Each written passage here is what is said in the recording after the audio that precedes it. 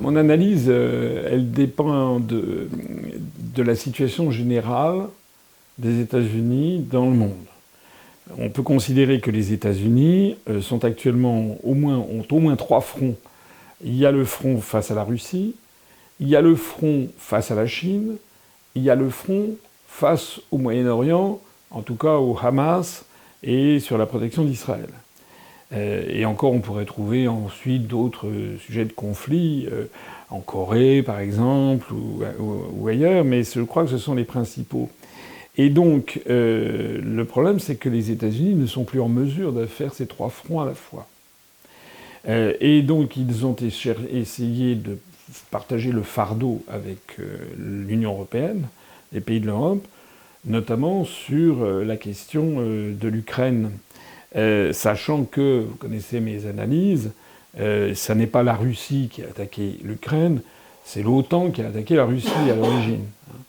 Donc, actuellement, je pense que les États-Unis, qui sont grevés d'endettement, où il y a une dissidence à l'intérieur de la Chambre des représentants, les représentants républicains refusent pour le moment une nouvelle avance de 50 milliards de dollars au gouvernement ukrainien. Les électeurs américains sont extrêmement fatigués de tout ça, et puis on entre en année électorale aux États-Unis. Donc il y a une volonté des États-Unis, sans doute, de lever un peu le pied. Ce qui donne à penser qu'il y a une tendance à laisser un petit peu tomber Zelensky, d'autant plus qu'effectivement, la contre-offensive n'a pas fonctionné, parce qu'en fait, l'Occident, en général, les États-Unis en particulier, s'auto-intoxiquent par leur propre propagande. On a fait croire aux populations européennes, en particulier en France, par une espèce de lavage de cerveau comme on n'en avait pas connu depuis les années 40 ou depuis 1914.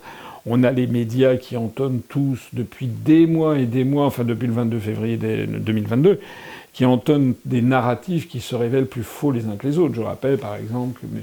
Poutine il a dû avoir 5, 6, 7 cancers, la maladie d'Alzheimer, la maladie de Parkinson, il a les pieds plats, il a une névrose obsessionnelle, etc. Enfin bon, bref. On a expliqué que l'armée russe était au bout du rouleau, on a expliqué qu'ils avaient des matériels hors d'âge. En réalité, la Russie, toute seule, avec des drones peut-être fournis par l'Iran et puis sans doute des obus par la Corée du Nord, mais ce sont des soldats russes, en fait, tout seuls, ou à peu près, et à 90% des armes russes, et qui se battent sur un front de 1200 km, qui va un peu l'équivalent de Lille à Marseille, face à une trentaine d'États, les États-Unis et les pays de l'OTAN. Donc on a surestimé la puissance occidentale, et on a profondément sous-estimé, enfin pas moi, mais les gens qui avaient accès au plateau télévision, on a fait croire au peuple d'Europe, et en particulier au peuple français, que que la Russie allait s'effondrer. Alors c'est le contraire qui est vrai. On pourrait d'ailleurs gloser sur les raisons de tout ça, parce que en fait les Russes, ils sont à domicile. Voilà. Pour eux, c'est une question fondamentale. Alors que pour les autres peuples, c'est à l'autre bout du monde, c'est très loin, ils s'en fichent. Il n'y a aucun soutien populaire, en fait, à la cause ukrainienne. Du moins, ce soutien qui a pu exister dans les débuts s'est largement effondré. Donc voilà où on en est. Je pense que les Américains essayent en ce moment de ne pas se laisser entraîner dans des conflits multiples pour lesquels ils n'ont plus ni l'argent, ni même, d'ailleurs, les armes. Aujourd'hui même, enfin ces jours-ci, on a vu, il y a la réunion donc, de l'APEC à San Francisco, et on a vu que le président chinois Xi Jinping s'est rencontré à San Francisco avec le président Biden, et c'était des grandes retrouvailles. Alors tout ça est évidemment extrêmement hypocrite quand on sait que le président Biden allait traiter de tous les noms Xi Jinping en le traitant de dictateur. Il l'a d'ailleurs ressorti encore en le traitant de dictateur, mais la raison est la raison est la plus forte. Les États-Unis ont un intérêt vraiment très important à calmer le jeu en mer de Chine méridionale et notamment à Taïwan. C'est eux d'ailleurs qui avaient lancé le truc. Mais là, ils ont sans doute dû dire à Xi Jinping qu'ils allaient arrêter pour l'instant Taïwan. Et les Chinois, il faut comprendre la psychologie chinoise. Les Chinois sont le peuple le plus peuplée du monde. Enfin, ils viennent d'être dépassés par l'Inde. Mais la Chine est beaucoup plus monolithique, à 92% de Chinois de l'ethnie Han, alors que vous savez qu'en Inde, ce sont les Indes, et c'est quand même moins... Enfin, disons, on peut dire que ce sont les deux colosses démographiques du monde. C'est aussi la première puissance industrielle du monde, la première économie quasiment du monde, le premier détenteur de capitaux du monde, le premier centre de recherche du monde. Et les Chinois sont convaincus qu'il leur suffit d'avoir la paix, de continuer à exister pour dominer, en fait, pour être la première puissance mondiale. Donc les Chinois n'aiment pas tout ce qui pourrait déstabiliser ça. C'est devenu une puissance stabilisatrice. C'est ce qui explique d'ailleurs ce jeu assez, pas toujours très facile à saisir, où à la fois ils soutiennent la Russie, parce que pour eux la pire des choses serait que la Russie s'effondre, parce que là ils seraient en choc frontal avec les États-Unis, mais soutenir la Russie, mais pas au point quand même que ça aille jusqu'à une guerre nucléaire. Donc c'est pour ça que les Chinois et les Américains ont trouvé un point d'entente, me semble-t-il, en ce moment, pour essayer de calmer le jeu. Restent donc les deux théâtres restants, c'est l'Ukraine et c'est Israël avec le Hamas, sur lequel maintenant va se focaliser l'attention.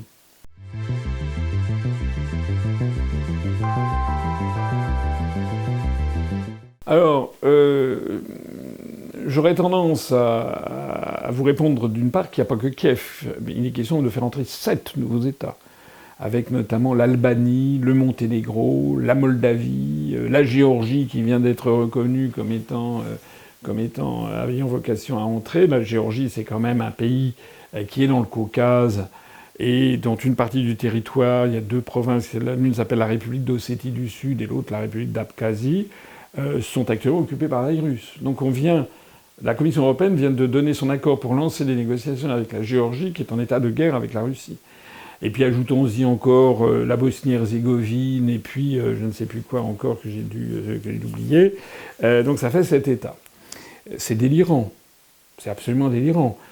Parce que ce sont des pays souvent sous-administrés, avec un État souvent faible, avec des trafics inimaginables. L'Albanie, c'est le lieu de tous les trafics, de drogue, d'armes, de prostitution, d'enfants, d'organes, etc. Enfin, c'est toutes les mafias.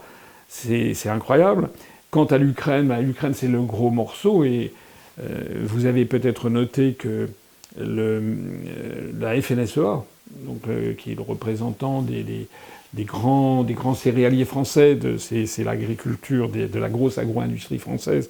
C'est pas la Confédération paysanne, non, c'est la FNSEA qui a toujours été traditionnellement très favorable à l'Europe, tire la sonnette d'alarme en disant si l'Ukraine entre dans l'Union européenne, c'est pour nous le désastre, c'est la destruction de l'agriculture européenne, de l'agriculture française. C'est des mots très forts, hein, la destruction de l'agriculture française. Ça a déjà d'ailleurs bien commencé, si j'ose dire, puisque la Commission européenne et le Conseil européen ont donné leur accord pour que tous les produits ukrainiens entrent sans droit de douane sur le territoire de l'Union européenne, du marché commun. Et en particulier, nous avons un flux énorme de poulets. Vous savez qu'il y a un oligarque mafieux, c'est proche de Zelensky, ce sont quasiment des synonymes, tout ça, qui est le seul producteur de poulets industriels en batterie avec des OGM et tout le tremblement. La production de poulets ukrainienne est en augmentation de plus 80% en France. On importe 80% de produits de plus de poulets ukrainiens au détriment de la filière avicole française qui est en train d'être détruite. Parce que si on fait des simulations sur l'argent que ça coûterait, ce sont des dizaines et des dizaines et des dizaines de milliards d'euros. Alors pourquoi est-ce qu'on fait ça? Pourquoi est-ce qu'ils font ça? J'avoue que je vais peut-être citer vous savez, il y avait un proverbe latin, quos vult perdere Jupiter dementat. Ceux que Jupiter veut perdre, il commence par les rendre fous. On a le sentiment d'un empire qui est en train de s'effondrer. On a le sentiment, vous savez, la fin de l'Union soviétique, c'était un peu ça. C'est-à-dire, ça ne marchait plus, les gens étaient de plus en plus mécontents, et toutes les années 70, c'est quoi? C'est la montée d'une espèce de tristesse générale. On n'est plus sous Staline, on n'est plus... ça va, les gens n'y croient plus à la construction du socialisme, comme Aujourd'hui, plus personne ne croit vraiment à la construction européenne. Les deux constructions ont d'ailleurs beaucoup de points communs, si on y réfléchit bien. Face à la montée du mécontentement, face à l'appauvrissement des masses, face aux problèmes d'approvisionnement, face aux problèmes d'insuffisance, de compétitivité, de manque d'innovation, etc., les Soviétiques, ils avaient trouvé quoi comme parade? Des réformes. Hein, voilà, c'était ce que Gorbatchev appellera glasnost et perestroïka, c'est-à-dire transparence et refondation, réforme. C'est ce qu'on nous dit, nous. Hein. Sans arrêt, on nous parle de réforme et de transparence, mais ça marche toujours moins. Et par ailleurs, on prouvait la justesse de l'idéologie par l'augmentation de ses adeptes. Donc, toutes les années 70, on fait rentrer dans la construction du socialisme le Vietnam, le Cambodge, le Laos, l'Éthiopie, l'Angola, le Mozambique, au fur et à mesure, par exemple, de la fin de l'Empire portugais, ou la fin de l'ex-Indochine française, etc. Donc, la presse, la propagande soviétique voyait dans l'extension du nombre de pays ayant embrassé le communisme la preuve de la justesse voilà. Ça coûtait des sommes folles. Les Soviétiques n'étaient pas contents, parce qu'ils savaient que lorsque le Vietnam entrait dans le Comecon, c'était l'équivalent du marché commun, il allait falloir payer encore pour le Vietnam. C'est la même chose. Nous sommes dans cette situation. Mais lorsque les pays du Sud entraient dans le Comecon, etc., ils entraient en tendant la main. Hein, et c'est pareil, en fait, pour tous ces États. Il n'y a pas du tout de sentiment pro-européen. Il y a un sentiment éventuellement pro-américain de tous ces pays où le mode de vie, c'est la grande puissance des États-Unis qui reste, c'est le soft power. Hein. Ce sont la musique, le film, les films d'Hollywood, et ça fascine les masses à travers le monde entier, avec également Internet, Netflix, etc. Toutes ces séries vendent continuellement le mode de vie américain, mais les pays qui entrent dans l'Union européenne, c'est ça qu'ils veulent, en fait, et c'est de l'argent. Hein, ça rappelle ce que disait la Calas, vous savez, quand à 26 ans, elle s'était mariée avec Aristote Onassis, qui devait avoir 56 ans, ou quelque chose comme ça, qui était beaucoup plus âgé qu'elle, qui n'était pas Napoléon, mais qui était l'homme le plus riche du monde. Et donc les journalistes et paparazzi avaient demandé, vers les années 60, par là, à Maria Callas, mais enfin, pourquoi vous vous mariez avec Aristote Onassis? Et elle avait eu cette réponse merveilleuse, parce qu'il est beau comme Crésus. Voilà. Ben, c'est ça. Les autres pays veulent entrer, non pas parce qu'ils partagent l'idéal européen, mais parce qu'ils trouvent que nous sommes beaux comme Crésus. Ça veut dire quoi, au bout du compte? Ça veut dire qu'il va falloir dépenser des sommes colossales pour, en fait, se torpiller. Puisqu'en plus de ça, ces pays sont là pour, finalement, attirer à eux les emplois, les usines avec des salaires très très bas, parce qu'il n'y a pas d'harmonisation salariale, ni sociale, ni environnementale, pour détruire notre industrie. Donc c'est de la folie furieuse. Et on voit bien que les dirigeants occidentaux de l'Ouest occidental, de l'Ouest européen, ne répondent plus en fait aux besoins de leur peuple. Ça, c'est vraiment ce qui est le signe, à mon avis, de l'effondrement général à venir. L'Allemagne, la France, l'Italie ressemblent énormément à ce qu'était la Pologne, l'Allemagne de l'Est, la Hongrie, la Bulgarie, à la fin de l'Empire soviétique. Voilà, nous sommes des pays satellisés par les États-Unis d'Amérique et qui nous ont satellisés par l'intermédiaire de la construction européenne.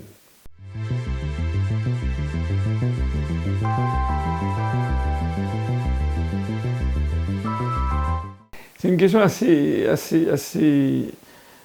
drôle, mais assez triste aussi. C'est tragicomique ce que vous dites, parce qu'effectivement, quand vous êtes dans la haute administration française, j'en sais quelque chose, je viens de l'inspection générale des finances, on vous explique que les investissements doivent être calculés avec le TRI, taux de rentabilité interne, et puis les entreprises doivent être jugées à partir de l'EBITDA, etc., etc.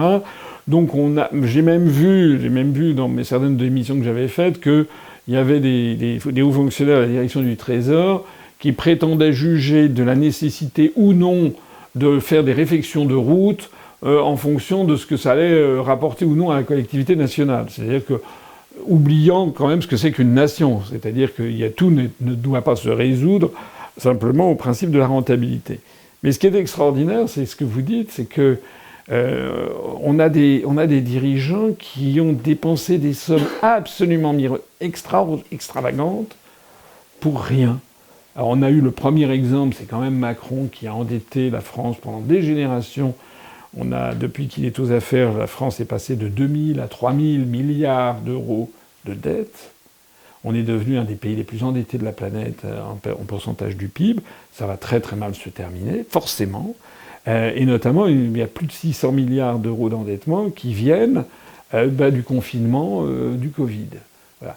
On n'a jamais dépensé autant d'argent de façon aussi bête. On a payé les gens à ne rien faire, à rester chez eux. C'est complètement dingue. Complètement dingue. Quand on pense qu'avec ces 600 milliards d'euros, on aurait pu faire en investissement dans la recherche, dans l'ingénierie, dans la réfection des routes, dans la réfection de notre patrimoine historique et religieux, pour favoriser des industries naissantes, pour développer l'énergie, moi je crois beaucoup à l'énergie nucléaire par la fusion, enfin ce que les Chinois sont très en avance sur ces questions. On a complètement dépensé ça de façon ridicule. Et c'est pareil pour l'Ukraine. C'est-à-dire que pour l'Ukraine, on dépense des dizaines de milliards d'euros, alors même qu'au même moment, les Français constatent que leur situation ne cesse de se dégrader, qu'on n'a pas les moyens d'entretenir des écoles, des commissariats, des hôpitaux, aller voir le personnel hospitalier, aller voir les enseignants, aller voir les policiers, les militaires, etc. On est dans tous les domaines dans une situation qui est lamentable. Sans compter le patrimoine routier, par exemple. Donc c'est de la folie. On dépense, ça veut dire quoi d'ailleurs au passage? Ça veut dire que la France n'est pas dirigée par quelqu'un qui représente les intérêts des Français. En fait, la réalité des choses, c'est que Macron n'est que le gouverneur de la province France, présélectionné par une oligarchie euro-atlantiste qui l'a catapulté là par une manipulation éhontée des élections. Je dis bien, ça c'est très important, parce qu'il y a encore beaucoup de Français qui se leurrent, et également beaucoup de pays étrangers qui croient que nous sommes une démocratie. Non, non, non. On a l'apparence d'une démocratie, mais c'est une dictature assez féroce, d'autant plus féroce qu'elle est invisible, qu'elle est sournoise. Voilà. Et effectivement, les gens peuvent voter, voilà. Mais quand vous avez une élection présidentielle, eh bien, il y a des gens qui ont accès aux médias, il y en a d'autres qui en sont interdits. Moi, j'ai été complètement interdit des médias.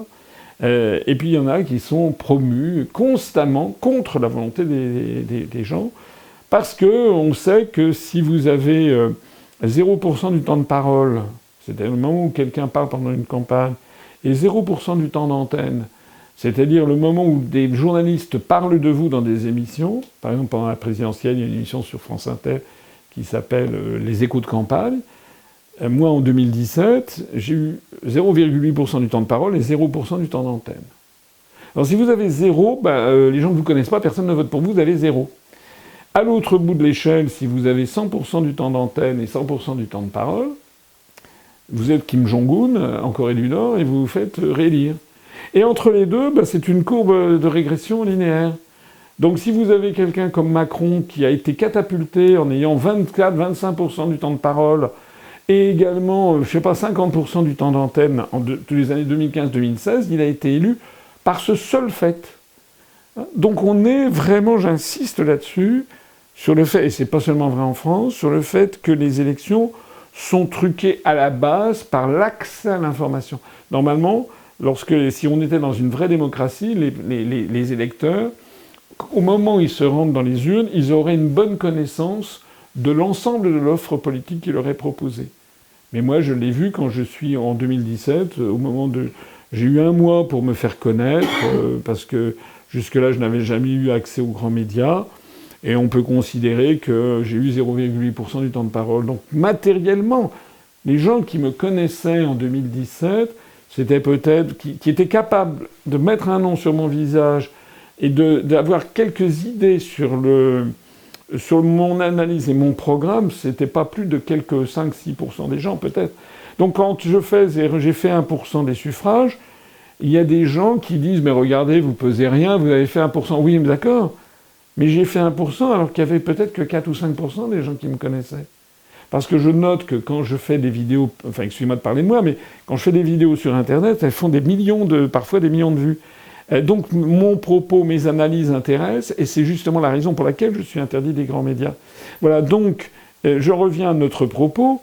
Les dirigeants, Macron, mais c'est vrai de Mélanie par exemple, comme ça sera vrai demain, actuellement, les médias français commencent à vouloir mettre dans la tête des Français qu'il faut qu'ils élisent Édouard Philippe. Les Français n'en veulent absolument pas. Mais on leur dit, à base de sondages truqués, que c'est lui, que c'est lui, que c'est lui, que c'est lui, que c'est lui. Et puis, voilà. Et c'est la même chose a eu lieu en Espagne, a eu lieu en Grèce. Voilà. Donc les pays occidentaux sont dirigés par des gens qui ont été en apparence élus par la population, mais en fait présélectionnés par une oligarchie. Mais bien entendu, cette oligarchie, après, elle demande d'être rétribuée pour ce qu'elle a fait. Hein. Je compare souvent ça au docteur Faust de Goethe, avec le diable qui donne au docteur Faust, qui lui dit « Je te donne le pouvoir et l'argent, mais maintenant tu es ma créature, tu m'appartiens ». C'est ça. Macron, en fait, ne peut pas s'opposer aux exigences des États-Unis, et pareil pour Olaf Scholz, pareil pour les dirigeants européens, pareil pour von der Leyen. Ils doivent obéir comme des domestiques, en fait, comme des pays colonisés. On obéit à la puissance colonisatrice, c'est-à-dire on dépense notre argent de façon considérable contre notre propre intérêt. C'est une relation réellement, c'est d'ailleurs assez cocasse, si on peut dire, d'un point de vue historique, c'est que les puissances d'Europe de l'Ouest, qui ont été historiquement des puissances coloniales, sont devenues maintenant des puissances colonisées, subissent désormais le phénomène d'une puissance colonisée par une autre, le colonisateur étant en l'espèce des États-Unis d'Amérique.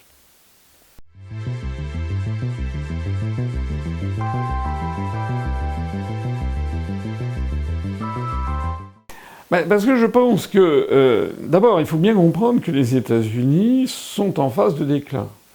Ça se voit à de très nombreux égards. Déclin industriel, déclin culturel, déclin civilisationnel, moral. Voilà. Donc ils sont dans une phase ils sont entrés dans le déclin. Et quand on a un pays comme les États-Unis qui sont entrés en phase de déclin, rappelez-vous que, par exemple, le PIB, le produit intérieur brut des Américains en 1944, c'était 40% du PIB mondial. Ils sont tombés maintenant à peu près à 18%. Ça reste considérable pour un seul État, mais on n'est plus à 44%. Donc c'est une phase de déclin. Et face à ça, face à la montée en puissance de ce qu'on appelle maintenant le Sud global et de ce qu'on appelle aussi les BRICS, il y a cette concurrence géopolitique. Et face à ça, je pense que la réaction des États-Unis, c'est la réaction d'une puissance coloniale qui est en déclin, c'est de pressurer plus encore ces colonies pour essayer de se sauver. Donc maintenant, ils ne mettent plus de gants. Hein. C'est vraiment... on sait que ce sont les États-Unis qui ont plastiqué Nord Stream 2, même s'il y a tout un narratif, on essaie de faire croire, on sort une fois tous les 2 mois, une espèce de vague sous-officier ukrainien qui aurait fait ça. Non, tout le monde sait, de façon sérieuse, c'est une très grande puissance, parce que c'est très difficile de faire exploser un gazoduc à 80 mètres sous l'eau, avec il doit y avoir plusieurs atmosphères. C'était Nord Stream, je rappelle, qu'il y avait 6 ou 7 cm d'épaisseur d'acier et 7 cm de béton autour, donc c'est quand même 15 cm, avec 6 ou 7 atmosphères à 80 mètres. Donc, et c'est pas un simple plongeur avec un masque et un tuba qui peut faire ça. Donc c'est une très grande puissance militaire qui l'a fait, et ce sont les États-Unis qui essaient de faire porter le chapeau à l'Ukraine, parce que de toute façon l'Ukraine ne peut rien refuser aux États-Unis, c'est évident. Donc les États-Unis, c'est pour eux Mais ce qu'il faut bien comprendre, c'est que c'est quand même un acte de guerre qu'ont commis les États-Unis contre non seulement la Russie qui possédait 50% du gazoduc Nord Stream, mais aussi contre l'Allemagne qui en possédait 20%, l'Autriche 10%, la France 10% et le Royaume-Uni 10%. C'est un acte de guerre avec des prétendus alliés de l'OTAN. Donc normalement l'article, je ne sais plus, 5 de l'OTAN devrait faire en sorte qu'il y ait une coalition pour se battre contre celui qui a attaqué. Ça prouve quoi? Ça prouve qu'en fait, on assiste en fait à une espèce d'agonie idéologique de l'OTAN. En fait, les États-Unis, maintenant, ont torpillé Nord Stream parce que ça leur permet, comme vous le dites à juste titre, de couper de la Russie. Ça permet alors, soit les puissances comme l'Allemagne, si vous regardez une carte un planisphère de la géographie physique, il est évident que les pays occidentaux européens doivent importer du gaz russe. C'est du gaz facile à extraire, de grande qualité, continu et qui est pas très loin. Bon, c'était la meilleure des solutions. Donc, c'est toujours la meilleure des solutions, sauf que comme le Nord Stream a explosé, eh bien, on est obligé de se cacher parce qu'il faut faire. On a des, si vous voulez, des espèces de ruses, de valets, on se croirait dans les fourberies de Scapin, vous voyez. C'est-à-dire, il y a le maître, etc., qui nous oblige à faire quelque chose qui n'est pas bien, on va essayer de se débrouiller. Donc l'Allemagne, la France achètent du gaz russe en passant par l'Azerbaïdjan ou par l'Inde ou par le Pakistan, qui est surpayé en plus. On achète le même gaz en le surpayant et accessoirement en donnant de l'argent à l'Azerbaïdjan, ce qui lui permet d'acheter des armes à Israël pour attaquer l'Arménie. Bon, c'est pas, on est en plein flou conceptuel sur toutes ces grandes choses. Et puis par ailleurs, les États-Unis, ça leur permet de nous vendre du gaz de schiste venant de leur production et de nous vendre 5 à 6 fois le prix de revient. Et donc tout ceci a pour conséquence d'affaiblir beaucoup les économies européennes. Et donc l'économie allemande, c'est quand même la grande nouveauté depuis 2022, c'est que l'Allemagne tirait vraiment son épingle du jeu par rapport aux autres. Maintenant, l'Allemagne est entraînée dans le gouffre, au point même qu'un certain nombre d'entreprises allemandes ou européennes vont s'installer aux États-Unis pour y bénéficier de prix de l'énergie beaucoup plus faibles. Donc il faut comprendre que les États-Unis sont en train effectivement de ponctionner leurs alliés, leurs prétendus alliés qui sont en fait leurs vassaux européens, jusque même à leur piquer leur industrie. On en est là. Donc les États-Unis, c'est tout sauf un pays sympathique et gentil. Non, non, c'est vraiment... ça fait penser à cette femme de La Fontaine, ego nominor leo. Hein, c'est parce que je suis le lion, je suis le roi des animaux, c'est moi qui décide de tout. Voilà, donc la situation me semble très mauvaise. Et je ne vois pas... Le pire de tout, c'est que les sanctions qui sont prises par l'Union européenne sur pression américaine. Vous avez vu que Mme von der Leyen est allée à Kiev pour la 6e fois. Elle a annoncé un 12e paquet de sanctions. C'est de la folie furieuse. Hein. Ça fait penser à cette formule. Hein, la folie, c'est de faire sans cesse la même chose en attendant des résultats différents. Le résultat de ces sanctions, c'est des sanctions qui... La Russie s'est complètement jouée de ces sanctions. Elle a une économie qui est très bonne. Elle a un taux de croissance de l'ordre de 2,8%. Elle a très bien, parce que Vladimir Poutine est un joueur d'échecs, il avait bien prévu le coup longtemps à l'avance, il avait d'autres cartes, alors que les Européens n'ont pas d'autres cartes. Enfin, les Européens, on a un expert de jeu d'échecs d'un côté, et on en a, ils ne savent même pas jouer aux dames, quoi. Enfin, c'est ridicule. Et donc, du coup, on prend des sanctions contre notre intérêt. Ce ne sont pas des sanctions contre la Russie, hein, ce sont des sanctions contre la France et contre l'Allemagne. Voilà, donc normalement, ce qu'il faudrait un dirigeant digne de ce nom en France, ça fait belle lurette qui aurait dit la France arrête de verser de l'argent et des armes à l'Ukraine, la France n'accepte pas les sanctions contre la Russie et aurait négocié de continuer à acheter du gaz par intermédiaire des gazoducs, même par il y a un gazoduc Druzhba qui passe par l'Ukraine, qui est toujours en fonctionnement d'ailleurs, qui sert la Hongrie. Et le plus fort de café, c'est que le gouvernement ukrainien prend des royalties sur le gaz russe qui va approvisionner la Hongrie. Voilà, ça prouve que nous sommes vraiment les dindons de la farce et nous sommes dirigés. C'est même pas des traîtres à la patrie, c'est même au-delà de ça. Ce sont des larbins, ce sont des gens qui n'ont pas les moyens de s'opposer à cette politique de destruction de notre pays ou de l'Allemagne. L'Allemagne d'Olaf Scholz, c'est pareil.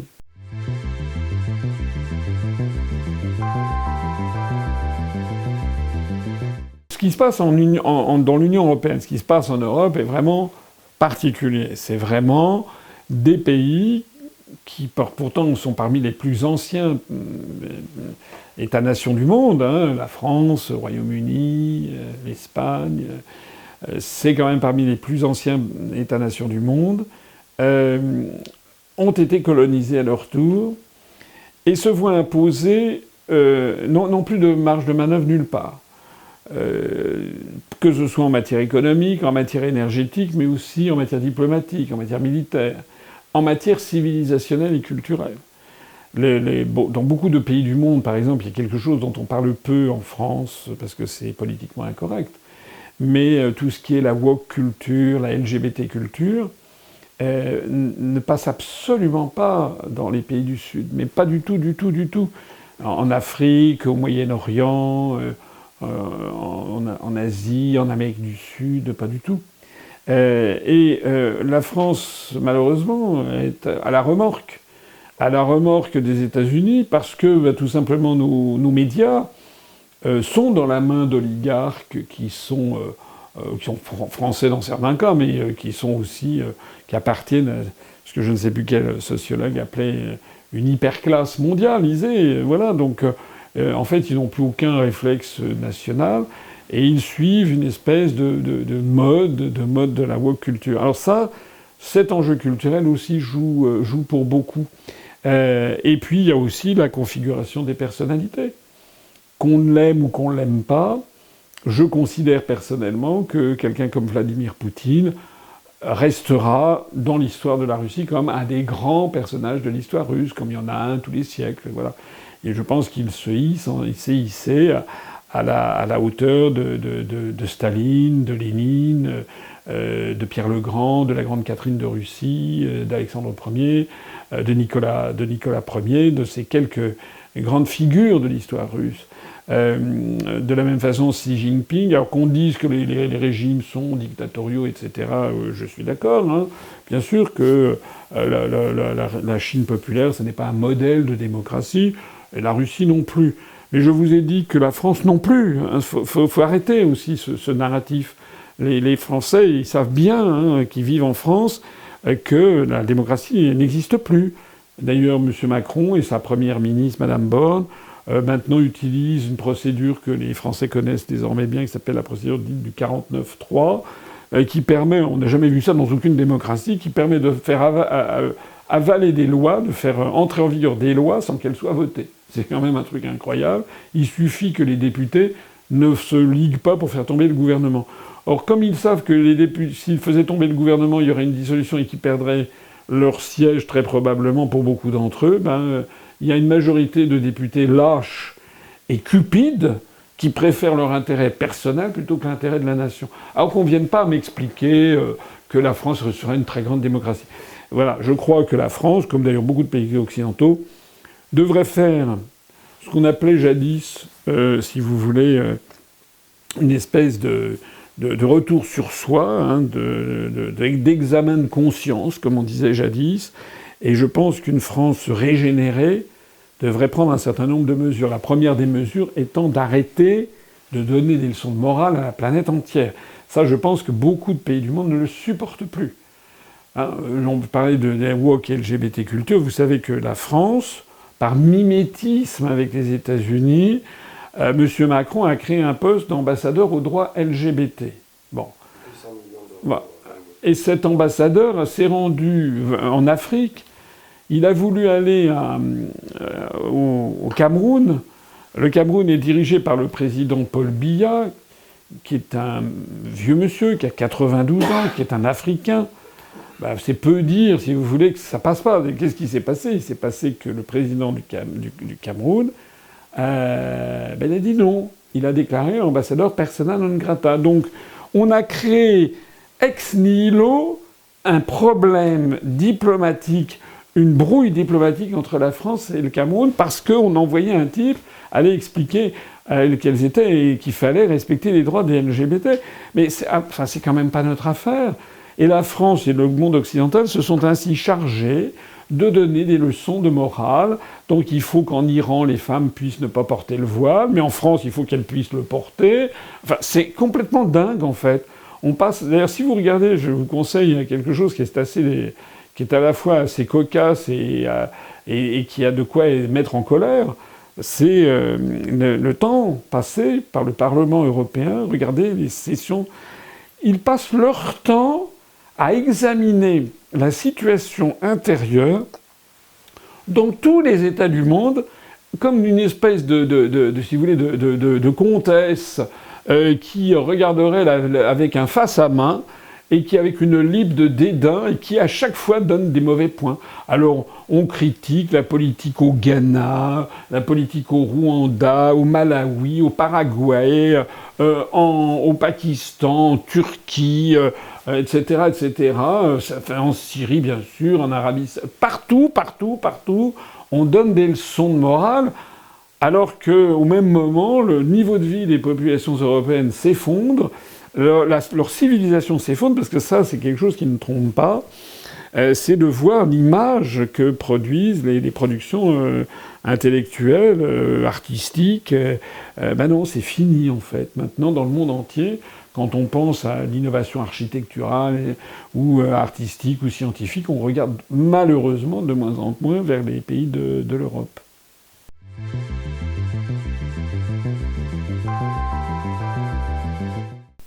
Alors, à mon avis, si je veux être rationnel, il y a 3 sorties. Première sortie, la Russie est battue. Deuxième sortie, l'OTAN et les États-Unis sont battus. Troisième sortie, il n'y a pas de vainqueur et de vaincu, et ça s'éternise pendant des années. C'est, à mon avis, les 3 possibilités. Alors, la première possibilité, je ne crois pas que la Russie sera battue. Ils ont montré depuis maintenant quasiment 1 an, ils ont bâti de très solides tranchées, etc. Alors de temps en temps, notre presse essaye de montrer qu'il y a eu 1 km² qui a été repris, donc c'est formidable. Ça. Non, la vérité, c'est que l'Ukraine c'est effroyable. Le bilan humain des pertes en Ukraine est terrible. D'ailleurs, la stratégie russe aujourd'hui semble être focalisée sur l'anéantissement des soldats ukrainiens et de tous ceux qui sont venus les aider, parce qu'il y a aussi beaucoup de mercenaires, voire de soldats de force payés par des pays occidentaux. Il y a un flou artistique qui est mêlé là-dessus. Encore une fois, je l'ai dit tout à l'heure, c'est pas la Russie contre l'Ukraine, c'est l'OTAN, les 30 pays de l'OTAN, avec des mercenaires, avec des biens, etc., contre la Russie. Ça n'a pas marché. Ça n'a pas marché parce que, je le disais, les pays d'Europe c'est pas leur affaire. Vous avez des incompatibilités des matériels. Vous vous rendez compte aussi que les matériels occidentaux sont peut-être parfois très largement surestimés. Les produits militaires américains, occidentaux sont souvent très très très chers, bourrés d'électronique. Il paraît qu'ils font papa-maman, ils ont tout ce qu'il faut, etc. Mais en réalité... il paraît qu'ils sont finalement assez fragiles. On nous a bassinés avec un certain nombre d'armements que la France avait envoyés, des canons César, on n'en parle plus beaucoup. Je ne sais pas ce qu'il en est advenu. Il y a aussi des blindés les Ukrainiens ont renvoyés parce qu'ils n'étaient pas assez blindés. Bon, alors que du côté russe, on a affaire à une armée quand même très très très solide, avec du matériel solide. Donc moi, je ne pense pas que la Russie sera battue. D'ailleurs, ça ne pourrait pas être battu parce que c'est pour elle une raison vitale.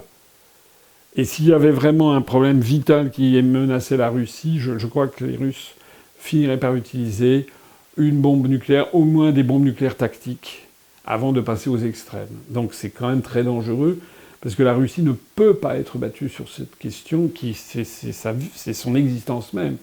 Je dis bien son existence même parce que j'ai expliqué dans une vidéo que j'avais faite au dialogue franco-russe, c'est quelque chose qui n'est absolument pas expliqué aux masses occidentales, c'est que l'objectif des Américains, vous en parliez tout à l'heure, diviser pour aider, c'est quand même de diviser la Russie par morceaux. Il y a un projet qui a été porté sur les fonds baptismaux par des... Madame Victoria Nuland, d'ailleurs, la véritable secrétaire d'État américaine derrière Blinken, elle a dit elle-même que la Russie est un pays beaucoup trop vaste pour 150 millions d'habitants, qu'il fallait découper ça. Donc c'est un enjeu vital. Donc je ne crois pas que la Russie sera battue. D'ailleurs, elle n'est pas battue. elle est actuellement en train de gagner la partie. Alors la deuxième possibilité, c'est que l'OTAN soit battue. Ça, je pense que c'est beaucoup plus crédible. Ça peut prendre quelle forme? Ça peut prendre... pour l'instant, le narratif, c'est non, on va se battre jusqu'au bout, mais on sent que le cœur n'y est plus. Et puis la chaîne de télévision NBC News, NBS News, la chaîne de télévision américaine, a révélé il y a une semaine que des diplomates de haut niveau étaient allés voir le président Zelensky de l'Ukraine pour lui dire qu'il allait falloir négocier et envisager quelles étaient les cessions de territoire qu'il allait falloir faire, parce que ça sera ça. Parce que la Russie ne reviendra jamais sur la Crimée et les républiques du Donbass, qu'elle a d'ailleurs agglutinées à la mère patrie. Et d'ailleurs, d'une façon historique à juste titre, parce que ces partis-là n'ont jamais appartenu aux polono-lituaniens qui font la population du nord-ouest de l'Ukraine. J'ai déjà eu l'occasion d'expliquer que l'Ukraine est un pays factice, enfin composite, qui a été créé dans les années 20 par Staline. Donc le sud de l'Ukraine actuelle, les marais pontiques, les républiques du Donbass et l'Ukraine, avant la Russie, appartenaient à des khanats musulmans sous la suzeraineté de l'Empire ottoman jusqu'à la fin du XVIIIe siècle. Donc de toute façon, il n'y a pas de revendication historique réelle qui tiennent face à ces territoires. Je pense que l'OTAN peut être battue. Ça peut prendre quelle forme? Mettons qu'il y ait une flambée au Moyen-Orient, ce que je ne souhaite pas, mais qui est toujours possible. Un embrasement régional au Moyen-Orient avec l'entrée en guerre du Liban, de la Syrie, de l'Iran. À ce moment-là, les États-Unis seraient obligés d'intervenir bien davantage. Et là, je crois qu'ils ne pourraient pas mener de front tout ça. Donc, je pense qu'à ce moment-là, ils diront qu'il faut négocier.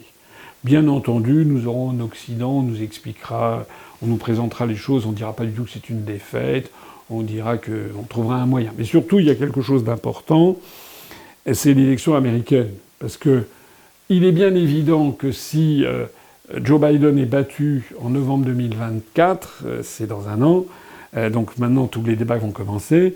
Et si d'aventure il était remplacé par Donald Trump ou quelqu'un d'équivalent, Donald Trump a toujours dit que lui, s'il était réélu président, il mettrait la fin à la guerre en 48 heures. Ce qui vaudrait donc, j'imagine assez volontiers les médias occidentaux, tous dans la main de l'État profond américain et des démocrates américains, qui taperaient sur Donald Trump en faisant reporter sur Donald Trump la responsabilité de l'échec, et non pas sur l'OTAN. Je verrais assez bien ça comme ça. Donald Trump, lui, s'en moquant, puisque lui saurait qu'il a le soutien populaire. Donc c'est une deuxième possibilité. Et il y a la troisième possibilité, c'est que on ait une espèce de conflit de basse intensité, comme les Américains aiment à le faire. Bon, regardez beaucoup de pays, regardez la Libye, regardez l'Irak, l'Afghanistan, tous ces pays qui ont été déstabilisés par Washington, où il y a un conflit de basse intensité qui permet d'une façon parfaitement cynique aux Américains de vendre des armes, et de continuer à avoir leur mainmise sur les pays de l'Union européenne. Voilà ce que je crois les trois possibilités. Mon souhait, il apparaît assez clairement, je pense, de ce que j'ai dit, c'est qu'on en finisse assez vite et que l'OTAN se retire et qu'on arrive à un traité de paix. Le traité de paix, il est clair.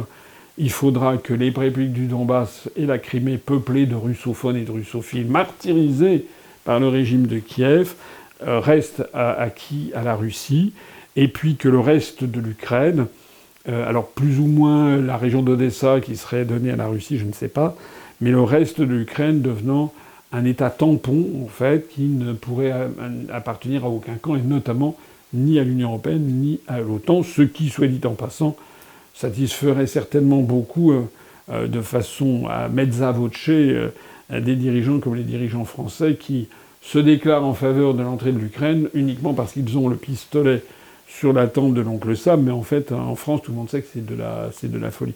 La meilleure des solutions, ce serait, je pense, cette solution de transformer le reste de l'Ukraine, l'Ukraine résiduelle, en un pays tampon, qui d'ailleurs en donné un petit morceau à la Pologne, qui pourrait récupérer les possessions historiques qu'elle avait dans la région.